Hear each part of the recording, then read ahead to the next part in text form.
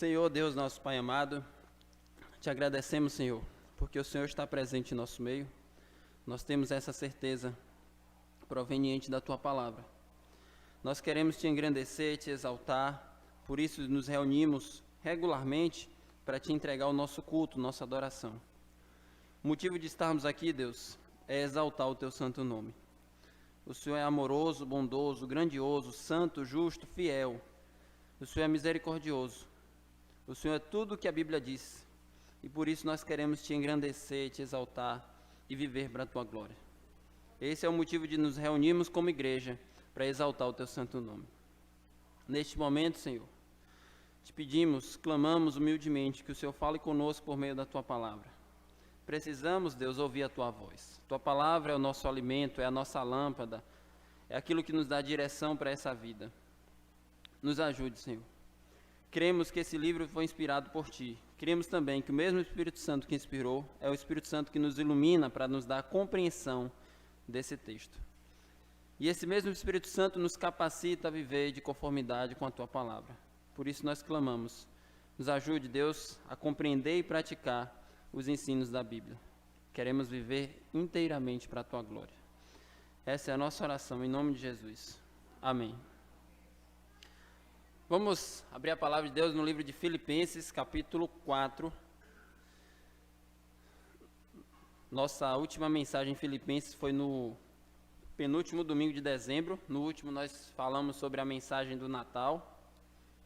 No penúltimo nós encerramos o capítulo 3.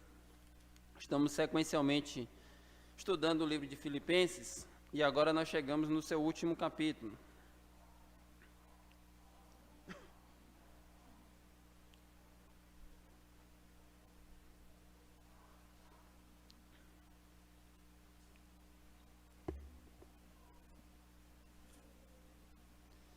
Diz assim Filipenses capítulo 4, versículo 2 e 3. Rogo a Evódia e rogo a Sintique que pensem concordemente no Senhor. A ti, fiel companheiro de jugo. Também peço que os auxilie, pois juntas comigo se esforçaram no Evangelho. Também com Clemente e com os demais cooperadores meus, cujos nomes se encontram no livro da vida. Amém. Deus fale conosco por meio da sua palavra. Nós vimos no último capítulo de Filipenses, capítulo 3, que Paulo combateu ferozmente contra o falso ensino na igreja. Se a gente pudesse resumir o capítulo 3, ele combateu duas coisas. O falso ensino de uma salvação que se obtém por meio das obras e também a imoralidade, o pecado. Ele usa adjetivos muito fortes para essas pessoas. No início do capítulo 3, versículo 2, ele chama de cães, maus obreiros e falsa circuncisão. No final do capítulo, lá no versículo 17, ele diz que são... lá no versículo 18, ele diz que são inimigos da cruz de Cristo.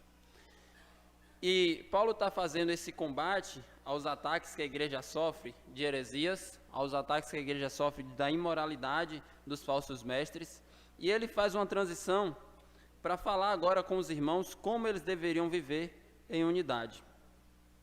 Ele diz no capítulo 4, versículo 1, portanto, meus amados irmãos e muito saudosos, minha alegria e coroa, sim, amados, permanecei deste modo firmes no Senhor. E agora ele vai trabalhar em um problema dentro da igreja. Então eu falei de ataques externos à igreja, agora ele vai trabalhar um problema que estava acontecendo dentro da igreja. E ele menciona explicitamente numa epístola pública, numa carta pública, o nome de duas pessoas, Evódia e Sintique. O que fica evidente aqui é que havia algum tipo de desunião e desentendimento entre essas duas irmãs, a ponto de ser algo notório e público. E a gente pode fazer esse questionamento. Se nós somos unidos em Jesus, o que é que pode promover a nossa união? Se somos um corpo, uma família, o que é que pode desestabilizar a nossa unidade? Ou outra pergunta para nos ajudar nessa questão, como lutar para ser uma igreja unida e fiel à vontade de Deus? E aqui nós estamos diante desse desafio. Paulo escreveu essa carta e um dos objetivos dele ter escrito essa carta foi justamente ajudar essa igreja a viver em unidade no amor de Jesus. Quando ele começa o capítulo 4, ele está fazendo dessa transição dos problemas que ele abordou no capítulo 3 para o capítulo 4, ele trata esses irmãos com muito amor e carinho. Ele diz, portanto, meus irmãos, amados e muito saudosos. Percebe uma demonstração explícita e pública de amor? Não sei se você já falou assim para os irmãos da fé. Meu irmão amado e muito saudoso, e ele chega a dizer, minha alegria e coroa. Ele está demonstrando afeto, ele está demonstrando amor. E ele faz isso para, primeiro, compartilhar um pouco do seu amor para com aqueles irmãos e também ensinar aqueles irmãos que no meio da igreja deve reinar e estar abundante o amor em nossas relações. Ele trata esses irmãos diferente de como ele tratou os falsos profetas. Eu citei Filipenses 3:2 dizendo, acautelai-vos dos cães, dos maus obreiros. Agora quando ele vai falar dos cristãos, ele não chama assim. Não é um problema tratar com adjetivos duros e severos as pessoas que se opõem à verdade de Deus. É um problema tratar com os mesmos adjetivos as pessoas que são filhos do Senhor, como ele diz aqui, meus saudosos irmãos, meus amados, minha alegria e minha coroa. Essa coroa é como uma coroa de louros que os atletas recebiam como recompensa pela sua luta. Ele está dizendo, eu trabalhei nessa igreja e vocês diante de Deus são a minha recompensa, a minha alegria. Ele comunica esse sentimento de estar com os irmãos, ou meus irmãos são a minha alegria. E ele diz, permanecei deste modo firmes no Senhor. Então, ele terminou o capítulo 3 falando sobre a nossa pátria estar no céu. Como cidadãos celestiais, a gente deve permanecer deste modo firmes, olhando para o Senhor. E aqui, quando ele está fazendo essa transição para o desentendimento e desacordo que havia no seio da igreja, no meio da igreja, ele trata esses irmãos com muito amor. E aí eu lanço uma pergunta para cada um de nós que está aqui. Você ama o seu irmão de verdade? E esse é um dos temas que Paulo está tratando aqui. Você pode dizer, meu amado irmão, com peso. Quando eu digo com peso, eu estou dizendo com um verdadeiro sentimento, que você ama aquela pessoa. O que é amor, afinal? E como é o amor que nós devemos ter para com os nossos irmãos? Então, Paulo está desenvolvendo essa questão e demonstrando como eles deveriam tratar uns para com os outros. Versículo 2, que é o centro da nossa meditação hoje, e talvez um dos versículos até mais importantes da carta. Se você lembrar da Epístola aos Filipenses, você deve lembrar de Evódia e Síntique, que foi um dos motivos que Paulo escreveu essa carta. Rogo a Evódia e rogo a Síntique que pensem concordemente no Senhor. Ele diz, pensem concordemente. Essa palavra é a mesma palavra que é usada lá em Filipenses 2, verso 2 e verso 5. Diz assim, Filipenses 2, 2. Completai a minha alegria de modo que penseis a mesma coisa, tenhais o mesmo amor, sejais unidos de alma, tendo o mesmo sentimento. Está vendo essa ideia de unidade? Pensar a mesma coisa, a palavra aqui na língua original comunica um conceito de pensamento, atitude, disposição, e também um desejo de fazer o bem. Então, em algumas versões diz atitude, pensamento ou até mesmo sentimento. E o versículo 5, que usa a mesma palavra de Filipenses 2, tende em vós o mesmo sentimento que houve também em Cristo Jesus. Então, aqui nos ensina que nós devemos ter essa unidade de sentimento, pensamento e atitude. Continuando aqui, ele diz, rogo a Evódia e rogo a Síntique que pensem concordemente no Senhor. Essas duas mulheres eram provavelmente mulheres influentes na igreja de Filipos. Existem registros históricos que mostram que as mulheres da Macedônia eram mulheres com uma personalidade mais forte, capazes de influenciar as pessoas e também exercer algum tipo de proeminência. Essas mulheres podem ser um exemplo disso. E o texto diz que elas eram mulheres que trabalhavam na obra. No versículo 3 diz que elas eram cooperadoras de Paulo. Elas auxiliaram Paulo, se esforçaram com Paulo no Evangelho. Isso é interessante, porque até mesmo mulheres que estavam envolvidas na obra acabavam criando algum tipo de desunião no meio da igreja. Quando eu estou falando aqui mulheres, a gente deve entender de forma aplicativa todas as pessoas, né? Qualquer tipo de pessoa. Estou citando aqui o exemplo de Evódia e Síntique. Então, a gente vê que essa desunião dela não foi apenas uma desunião pessoal, não era algo particular, que apenas uma não falava com a outra, mas era algo que estava acabando rachando, dividindo a própria igreja. Como é que nós podemos afirmar isso? Porque Paulo tratou publicamente, e se trata pecados públicos, e se trata publicamente pecados públicos. Então, se fosse uma questão meramente pessoal e particular, Paulo trataria individualmente com cada uma delas ou mandaria uma carta específica para elas. Mas como era algo no meio da igreja, por isso Paulo disse explicitamente o nome delas. E aqui a gente vê que, às vezes, uma desunião e desarmonia pessoal acaba causando uma desarmonia e desunião na comunidade, o que é algo que Paulo, com certeza, não está aprovando aqui. A gente consegue perceber também que essa desunião não foi gerada por uma divisão teológica ou moral. O que eu estou querendo dizer? No capítulo 3, Paulo tratou de uma heresia, um erro teológico grave. E ele combateu ferozmente, dizendo que a gente não pode ter comunhão com essas pessoas. No final do capítulo 3, ele falou de imoralidade. Ele diz também, esses tais são inimigos da cruz de Cristo. A gente não pode ter comunhão com essas pessoas. Mas quando a desunião não é por questão nem teológica, bíblica, nem moral, Paulo aqui está apelando à unidade. Aqui Paulo não diz exatamente qual era o motivo da discórdia, e é bem interessante porque isso também não nos convém saber, se a Bíblia não fala, não nos convém saber, mas a ênfase não era algo essencial ao Evangelho, porque se fosse, Paulo lutaria pela divisão, como ele fez antes aqui. Nós não podemos ter comunhão com falso ensino, nós não podemos ter comunhão com a imoralidade, mas quando são questões pessoais, aí a gente diz, como Paulo está falando, que a igreja não pode ter nenhum tipo de desunião, nem divisão, por conta de questões pessoais. E aqui o problema, como eu disse, começou sendo pessoal, acabou influenciando a igreja, porque elas eram mulheres proeminentes, e a igreja se tornou dividida. A gente encontra essa evidência, porque Paulo faz um apelo muito forte em Filipenses capítulo 2, que nós já passamos por essa mensagem, não sei quantos aqui lembram, no início capítulo 2, verso 1 ao 11, ele diz, olha meus irmãos, se há alguma exortação em Cristo, se há algum amor, etc., completai a minha alegria, de modo que penseis a mesma coisa, sejais unidos de alma, tendo o mesmo sentimento, nada façais por partidarismo ou vanglória. Ou seja, essa desunião delas estava promovendo uma desunião na igreja. Por quê? Porque provavelmente elas estavam compartilhando os seus desafetos uma para com as outras. Em outras palavras, o que é que estava acontecendo aqui? Uma estava fazendo queixas da outra aos irmãos, promovendo algum tipo de desunião no meio da igreja. E a igreja se formou em partidos. De forma um pouco mais concreta, poderíamos imaginar que existiam aqueles simpatizantes com Evódia e outros simpatizantes com Sintique. E aquilo promovia um racha no meio da igreja. Talvez quando Evódia estivesse promovendo alguma atividade, Sintique não tivesse interesse, não estimulasse as pessoas a participarem. Talvez quando uma desse opinião, a outra fizesse questão de fazer uma oposição cega e vazia, sem argumento nenhum. Outro que eu estou querendo dizer é que havia uma desunião que Paulo faz questão de abordar e de tentar dissolver essa desunião.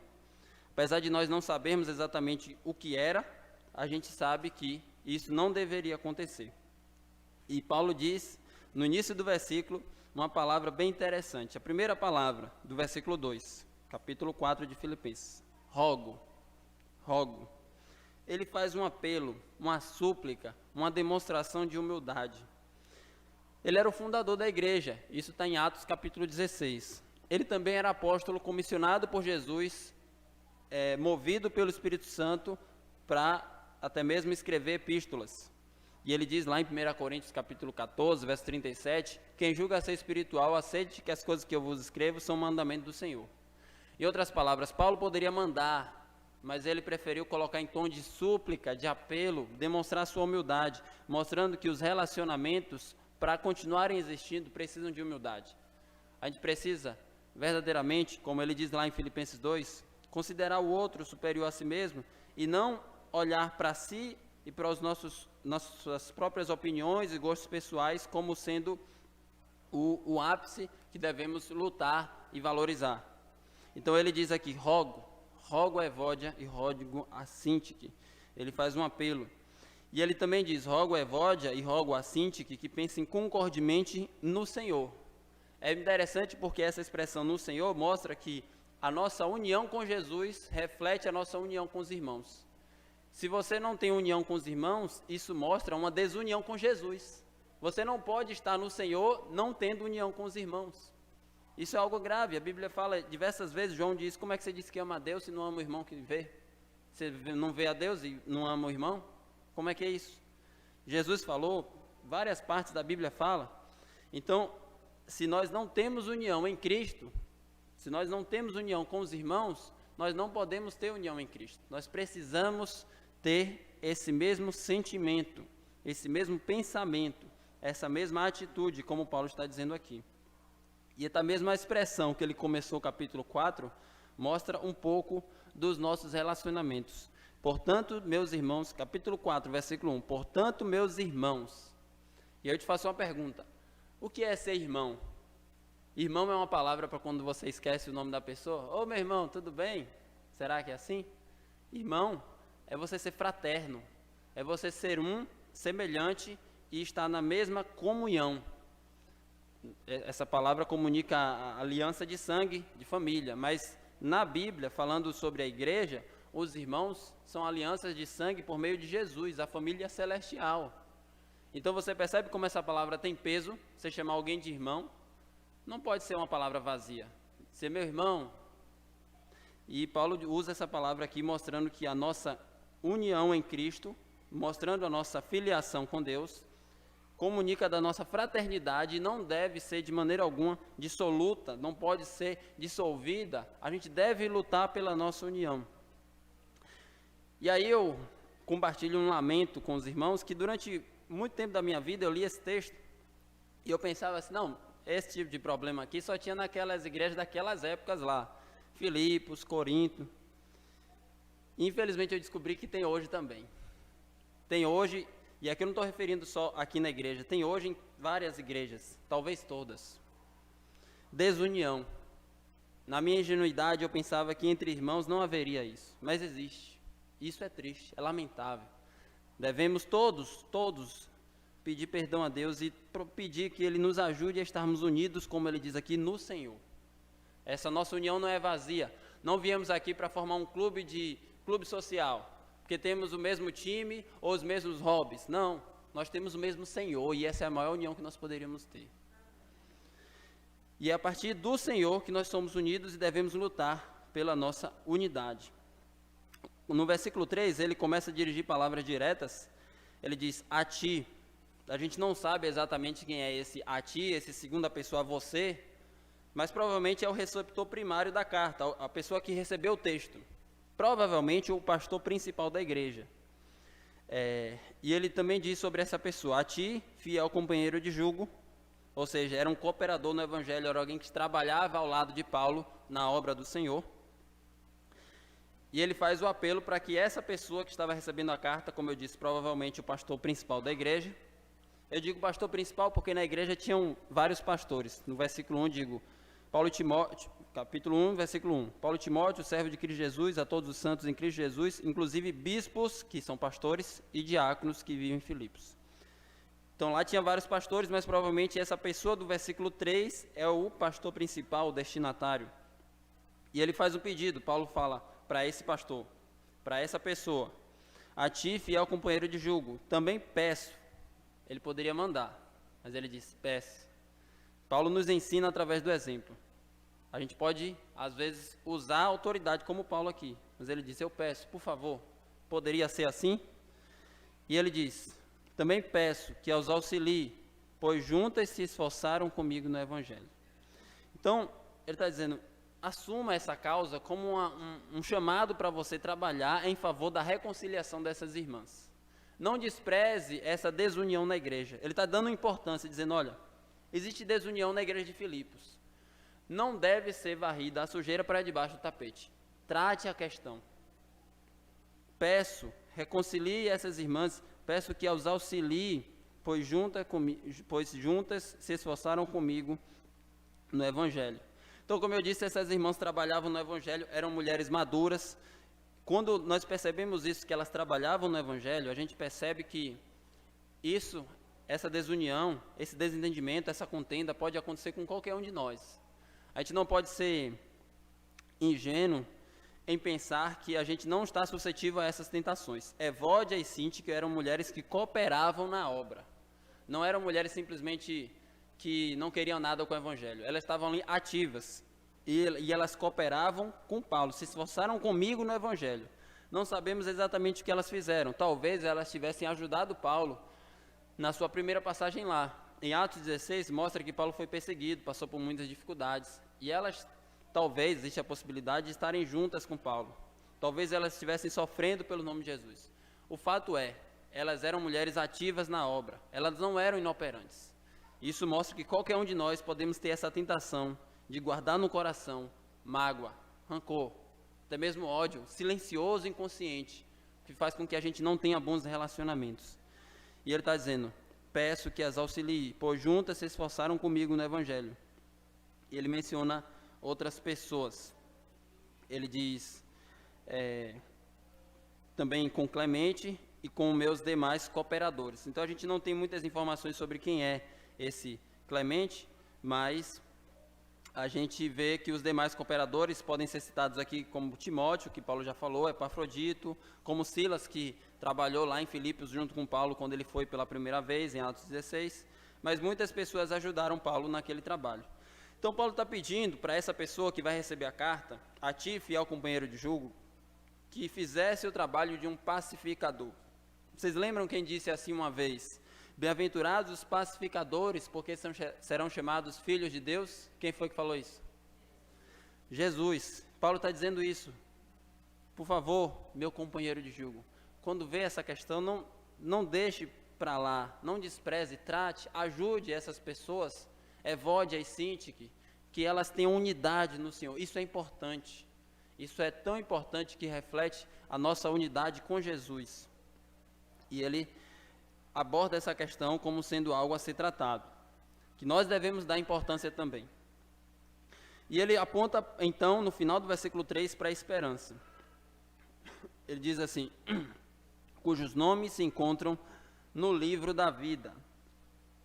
Então ele termina falando sobre os cooperadores no Evangelho e aponta para a nossa esperança vindoura. Esse livro da vida, que é a nossa esperança da vida eterna, da eternidade, mostra que nós somos unidos em uma mesma esperança. O que nós estamos em comum aqui, como eu já falei, não é uma profissão, não é um time de futebol, um hobby, mas é a vida eterna. Estaremos juntos durante toda a eternidade no mesmo lugar. Se você não suporta seu irmão aqui, como é que você vai suportar lá, né? Então é melhor começar a tolerar agora. Mas, apesar de eu ter usado essa palavra, é uma palavra que a Bíblia usa também. Colossenses 3, suportai-vos uns aos outros. Então nós devemos ter essa longanimidade para com nossos irmãos. Suportar, ter paciência, ter longanimidade, é um longo ânimo, ter essa disposição em tolerar. É isso que a Bíblia diz. Então, quando nós apontamos para essa eternidade, o livro da vida, que é a nossa esperança, é a esperança que nos une, devemos lembrar que estaremos juntos para sempre na presença do Senhor. Meus irmãos, é duro pensar que muitos de nossos familiares podem não estar conosco na vida eterna. É uma realidade. Mas os nossos irmãos da fé, genuinamente salvos, estarão conosco para todo sempre. Essa é a nossa família que nunca se acabará. E nós devemos valorizar esses relacionamentos, valorizar essa união em Cristo Jesus. Essa união é tão importante que custou o sangue de Jesus. Ele nos uniu a Ele. Então percebe como isso é caro, percebe como isso é precioso, para a gente estar, às vezes, por nossos próprios interesses, dissolvendo ou desgastando a união da igreja por questões pessoais, como Evódia e Síntique, e a gente não pode fazer isso. O texto é simples, direto e objetivo, um texto curto com preciosas lições para nós, e aqui eu quero trazer a única aplicação, que é a aplicação explícita do texto. A aplicação é essa: rogo a nossa igreja, a todos nós, cada um aqui, e eu estou incluído, que nós pensemos concordemente no Senhor. Conta-se uma história que duas vizinhas viviam em guerra, em disputa, em inimizade.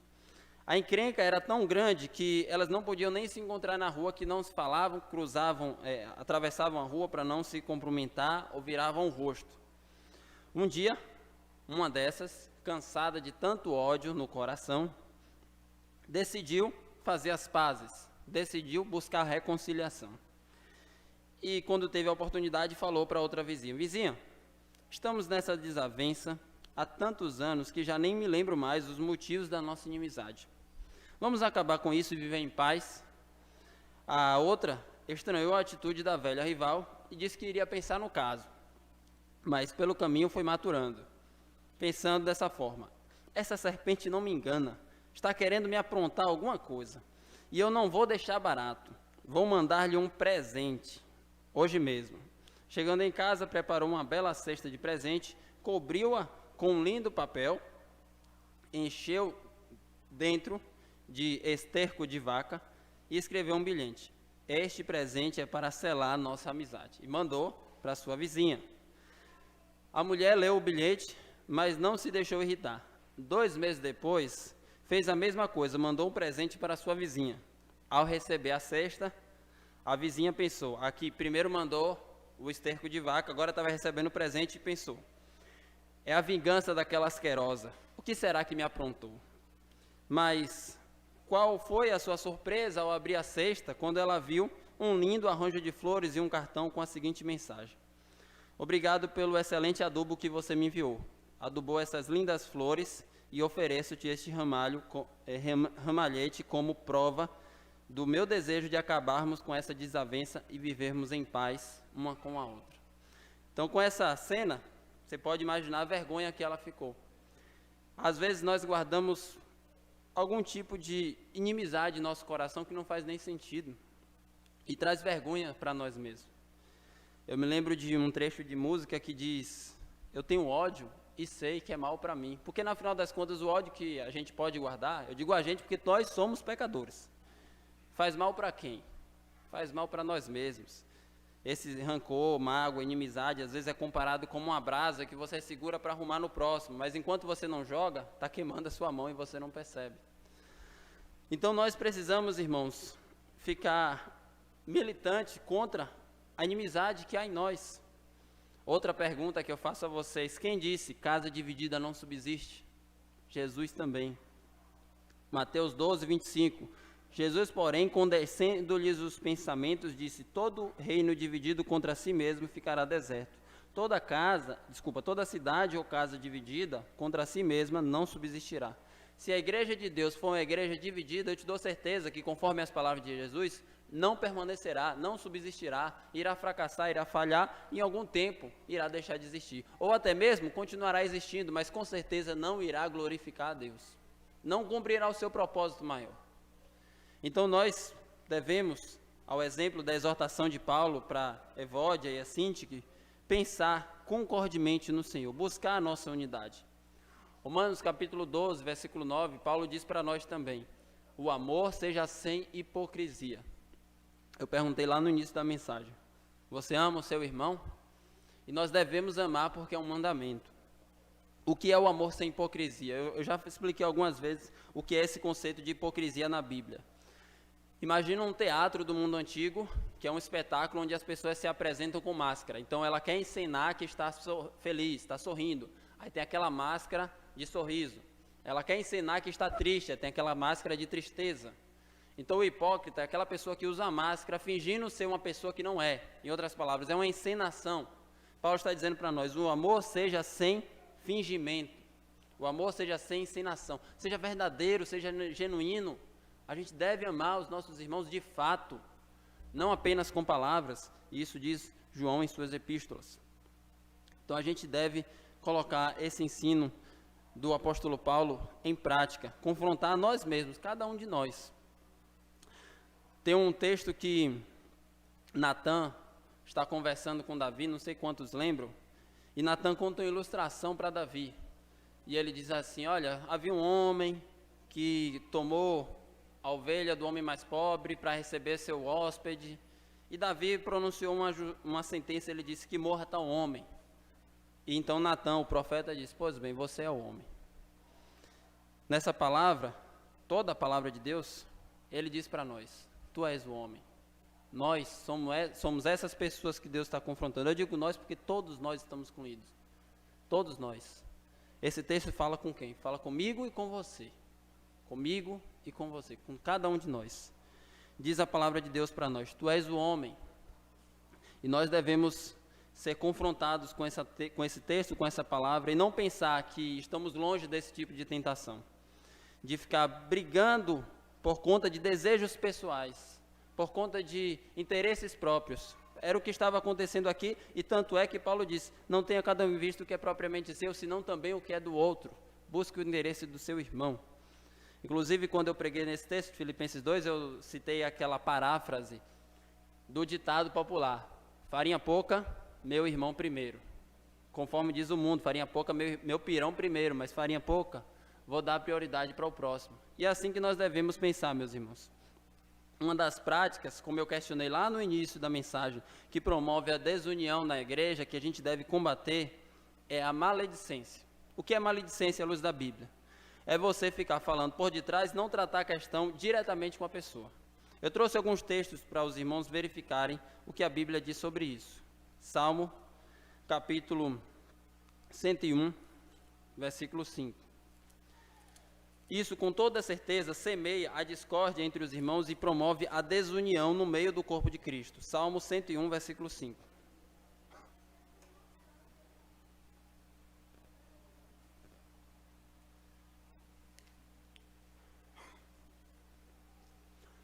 Imagine, no meio da igreja de Filipos, Evódia e Sintique fazendo maledicência uma da outra, falando mal, fazendo calúnias uma contra a outra.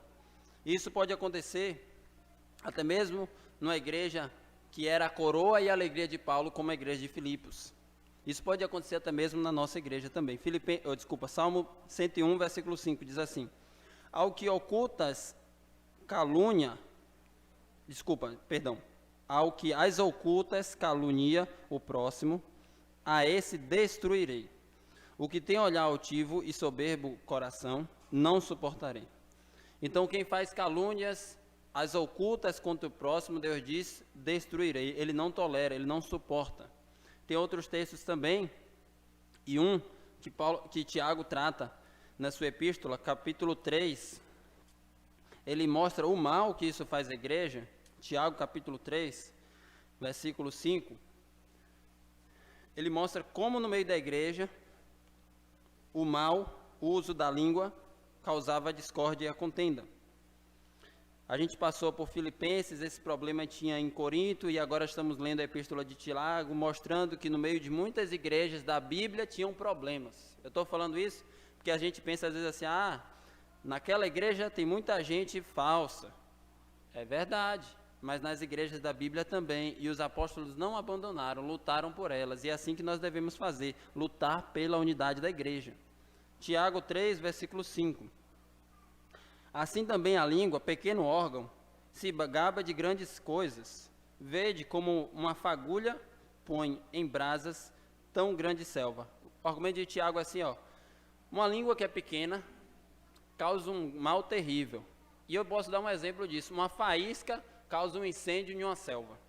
E ele continua: ora, a língua é fogo, é mundo de iniquidade. A língua é situada entre os membros do nosso corpo e contamina o corpo inteiro. E não só põe em chamas toda a carreira da existência humana, como também é posta ela mesma em chamas pelo inferno. E ele continua seu argumento no versículo 8, ele diz assim: a língua, porém, nenhum dos homens é capaz de domar. É mal incontido, carregado de veneno mortífero. Com ela bendizemos ao Senhor e Pai. Também com ela amaldiçoamos os homens, feitos à imagem e semelhança de Deus. De uma só boca procede bênção e maldição. Meus irmãos, não é conveniente que essas coisas sejam assim. Acaso pode jorrar do mesmo lugar o que é doce e o que é amargoso? Ele continua e vai falando sobre o grande problema da língua no mau uso no meio da igreja. É isso que provavelmente causou a contenda entre Evódia e Sintique. é isso que causou contendas que Tiago estava tratando aqui, e é isso que promove a contenda em qualquer tipo de igreja, inclusive a nossa. A língua é fogo. Tiago capítulo 4, versículo 1. De onde procedem guerras e contendas que há entre vós? De onde, senão dos prazeres que militam na vossa carne? Versículo 11. Irmãos, não faleis maus uns dos outros. Aquele que fala mal do irmão ou julga a seu irmão, fala mal da lei e é julgado e julga a lei. Ora, se julgas a lei, não és o observador da lei, mas juiz. Aqui está o texto claro e explícito. Irmãos, não falem mal uns dos outros. Tem vários outros textos que a gente poderia citar. Mas eu vou, ainda nesse assunto, só citar 2 textos lá em Provérbios, capítulo 26. Eu acredito assim, que quando Deus fala, cabe a nós somente obedecer.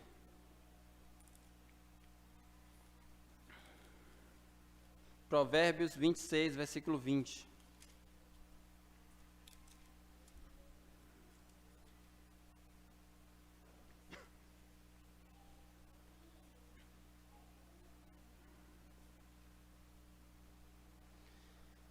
Sem lenha, o fogo se apaga, e não havendo o maldizente, cessa a contenda. O que é o maldizente? É aquele que faz a maledicência, ou seja, aquela pessoa que fica falando por trás. Sem essa pessoa que fica falando por trás, o que é que acontece? A contenda se acaba.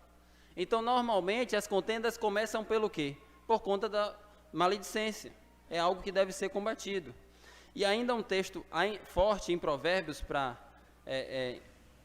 concordar com tudo que a gente está verificando aqui nas páginas da Bíblia. Provérbios capítulo 6, versículo 16 ao 19. Vou fazer uma pergunta para os irmãos prestarem atenção no texto e me responder. O que é que Deus odeia nesse texto? Provérbios 6, do verso 16 ao 19.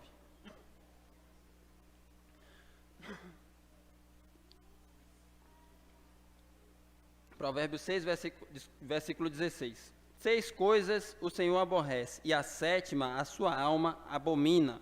E aí você vai contar e vai me dizer qual é a 7ª que a alma de Deus abomina.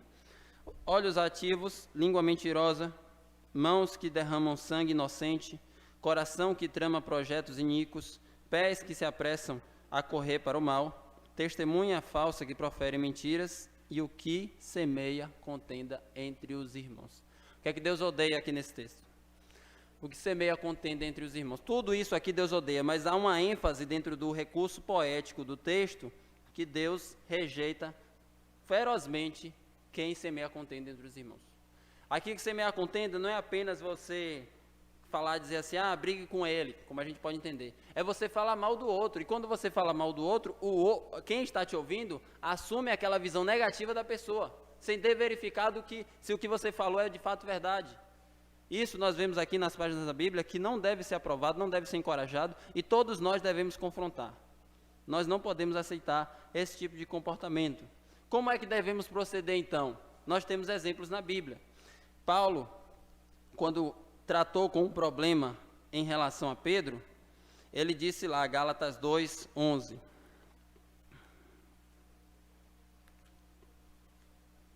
Gálatas capítulo 2, versículo 11.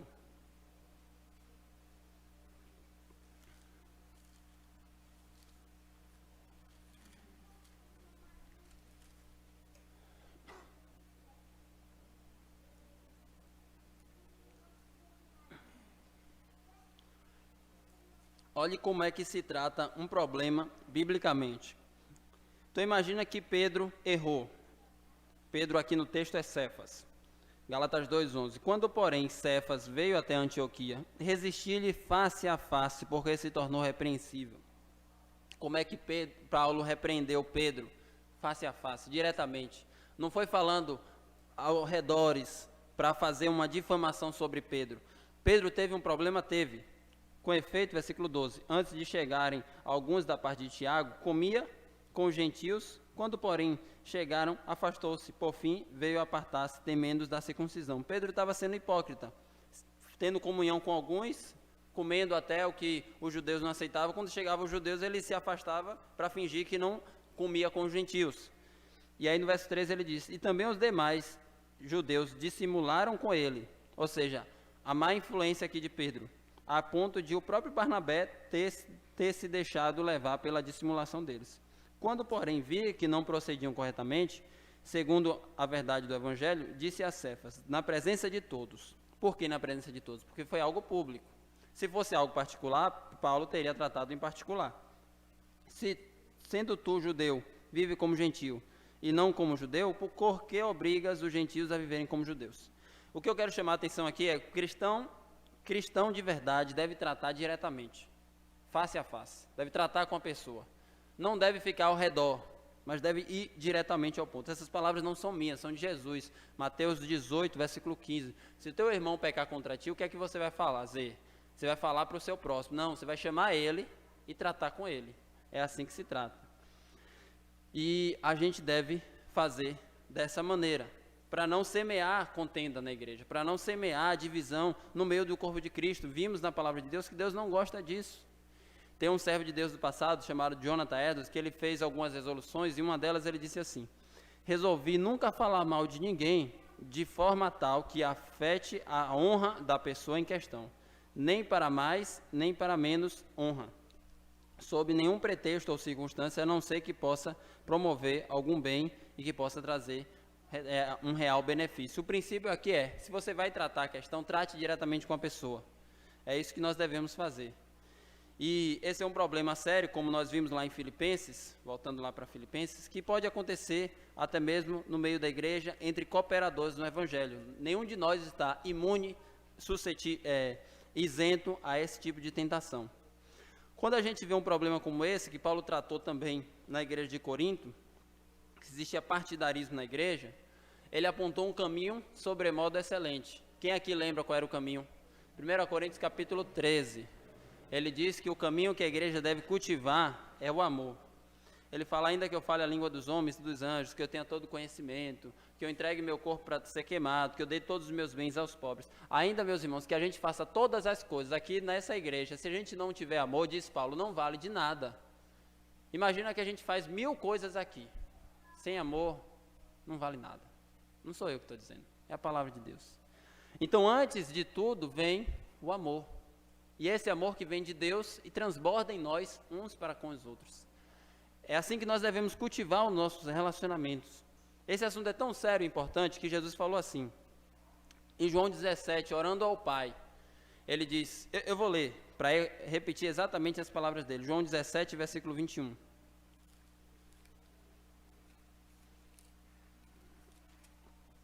A oração de Jesus ao Pai, ele diz, João 17, 21. A fim de que todos sejam um, como tu és, ó Pai, em mim, e eu em ti. Também sejam eles em nós, para que o mundo creia que tu me enviaste. A nossa unidade é um testemunho sobre a unidade do Pai, do Filho e do Espírito Santo. Se a gente está em desunião, a gente não mostra quem é o nosso Deus. Isso é algo que a gente não pode tolerar, desunião, contenda, maledicências, coisas que fazem a discórdia no meio do povo de Deus. E a gente percebe que na igreja de Filipos existiam pessoas com vários tipos de perfis. Na igreja de Filipo, a gente vê um jovem como Epafrodito que entregou a vida quase a morrer para levar a oferta para Paulo. Mas graças a Deus ele teve sua saúde restaurada. A gente vê Lídia, que era uma vendedora de púrpura que recebeu Paulo e Silas para fazer o trabalho ali na cidade de Filipos. A gente vê uma jovem que foi ex-possessa lá na cidade de Filipos, isso está em Atos 16 também. E o carcereiro que foi convertido por Deus, que ouviu aquela frase bem conhecida, crê no Senhor Jesus, será salvo tu e tua casa. Então a gente vê uma pluralidade dentro daquela igreja, a gente vê Evode, a gente vê Sintique, e com isso a gente percebe que dentro da igreja temos pessoas com perfis diversos, e isso é normal. Dentro da igreja há espaço para o rico, para o pobre, para o branco, para o negro, para o homem, para a mulher, para a criança, para o velho, para todas as pessoas, porque dentro da igreja não há barreiras. O que nos une é muito maior do que qualquer diferença, porque a nossa união, como eu disse, enfatizei, vem do texto, é de Jesus. E essa união supera todas as coisas. É dentro dela que nós devemos olhar e nos motivar em nossos relacionamentos, que realmente são relacionamentos difíceis, mas apesar disso, estamos sempre olhando para o Senhor. E ainda dentro desse texto, se caso tenhamos algum tipo de inimizade, de desavença, como é o caso de Evódia e Síntique. Jesus diz lá em Mateus capítulo 5, se você for oferecer uma oferta e você tiver alguma pendência com seu irmão, ele tiver alguma queixa contra você, ou você contra ele, a ideia é essa, volte, deixe a sua oferta lá, volte, vá se reconciliar e depois vá dar a sua oferta. Aí a gente lembra que naquele contexto e época, a oferta não era apenas a oferta era o culto. Como é que se cultuava a Deus naquela época? Era através da oferta de sacrifício de animais. Então Jesus está ensinando para nós que a prioridade e urgência antes do culto é a reconciliação. Não adianta a gente estar aqui, nesse ato de culto, tendo inimizade no coração. É isso que Jesus está ensinando. Se você tem alguma pendência, resolva antes do culto. Com isso ele está mostrando, está vendo como é tão urgente a gente resolver nossos relacionamentos? E é isso que nós devemos nos motivar. Portanto, a partir do ensino de Jesus, se cada um aqui de nós, eu e você, tem alguma pendência com algum irmão, ele te ofendeu ou você te ofendeu, busque a reconciliação urgentemente. Isso é mais importante, não vou dizer mais importante, mas uma prioridade mais urgente do que o próprio culto. Busque resolver o problema. Se tem algum tipo de inimizade ou hostilidade, não deixe isso permanecer no seu coração. Resolva essa pendência. Todos nós devemos orar como o salmista, dizer assim, Senhor, sonda e vê se há em mim algum caminho mau. Podemos pensar que isso é sobre o outro, mas isso é sobre nós. Devemos encarar esse problema como uma realidade dentro da nossa própria igreja. E eu queria finalizar essa mensagem lendo e trazendo as palavras de Paulo, ainda em Filipenses, capítulo 2. No capítulo 2 ele tratou o problema implicitamente, e ele descortinou e tratou explicitamente, citando nomes. No capítulo 4, ele falou, rogo a Evódia e rogo a Síntique que pensem concordemente no Senhor. Mas no capítulo 2 ele faz um apelo tão lindo e enfático para aquela igreja que eu creio que se aplica a nós também.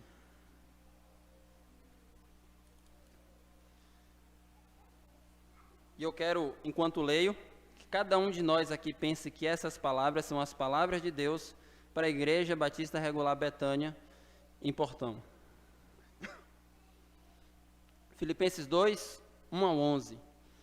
Se há, pois, alguma exortação em Cristo, alguma consolação de amor, alguma comunhão do Espírito, se há entranhados afetos e misericórdias, completai a minha alegria. De modo que penseis a mesma coisa, tenhais o mesmo amor, sejais unidos de alma, tendo o mesmo sentimento. Nada façais por partidarismo ou vanglória, mas por humildade, considerando cada um os outros superiores a si mesmo.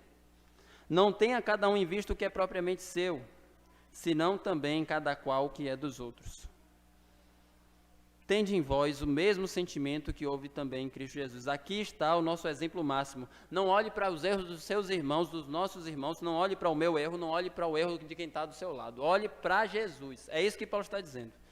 Evódia e Síntique não deveriam olhar para os erros umas das outras. Deveriam olhar para Jesus. Tende em vós o mesmo sentimento que houve também em Cristo Jesus. Pois ele, subsistindo em forma de Deus, não julgou como usurpação ser igual a Deus, não se apegou a esse status e posição divina, antes a si mesmo se esvaziou, assumindo a forma de servo, que é escravo, tornando-se em semelhança de homens e reconhecido em figura humana. E se humilhou até a morte. E a si mesmo se humilhou, tornando-se obediente até a morte, e morte de cruz.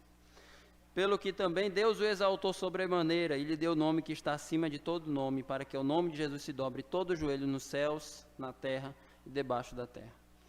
E toda a língua confesse que Jesus Cristo é o Senhor, para a glória de Deus Pai. Meus irmãos, nós devemos ter o mesmo sentimento de Cristo Jesus. Nós devemos viver olhando para Ele.